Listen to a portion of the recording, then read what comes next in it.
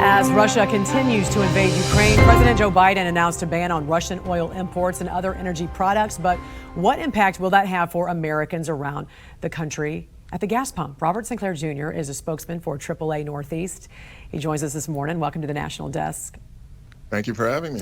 President Biden was facing growing pressure from both sides, as we know, of the political aisle to issue this ban on Russian oil imports. What should Americans be prepared to see at the gas pump with this new ban in place? Because we imported just 10%, right, from Russia? Yes, a very small portion of our imported oil was from Russia. So the fact that it's actually been cut off now, don't think will make a major difference in having oil available to turn into gasoline. It's probably already priced in because we actually saw the price of crude oil fall from yesterday to today after the embargo has been imposed. So it could be profit taking on the part of those who have been investing in crude oil. It could be that the loss of this Russian crude has already been priced into the market. And as we know, prices were already on the rise. There was already a steady increase in anticipation of some of these sanctions on Russia's energy industry and also just on our own policies here in America. At the moment right now, gas averaging $4.25 a gallon, an 8-cent increase from just yesterday. Robert, what's going to lower costs at the gas pump right now? How long should we expect to see these high gas prices? Well, stopping the war would lead to the cessation of the instability that oil market traders do not like. A lot of oil price increases that we saw prior to the invasion were speculative bid up. We've seen this before when the terrorist group threatened to mine the Straits of Hormuz, through which 60% of the world's oil transit. Nothing had actually happened to affect supply.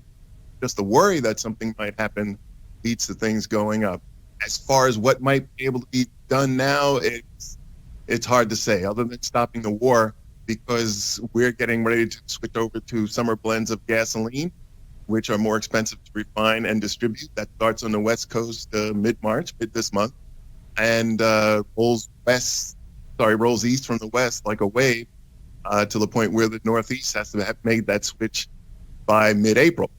And those blends are more expensive to refine and distribute. And then as the weather warms, more people are going to get out and do things, take off the COVID doldrums, get in their cars and take a trip. That leads to demand going up and price going up. Prices usually moderate or flatten out, let's say peak during the summer, sometime in June, July, August. It might be the case this year as well. So we might be looking at high prices, maybe not increasing prices, but at least high prices until then. You've been with AAA for more than 20 years, Robert. How troubling is this to see the dramatic rise so quickly? And what is your prediction as to how high it could go? You mentioned that summer blend. How high are we talking?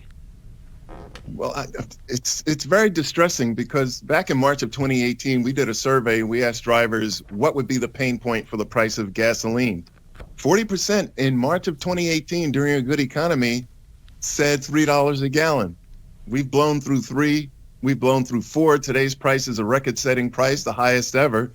So I'd worry that there's a significant amount of the population that is really suffering as a result of these high gasoline prices. They do not have the elasticity in the family budget to deal with fluctuating gasoline prices as we are seeing.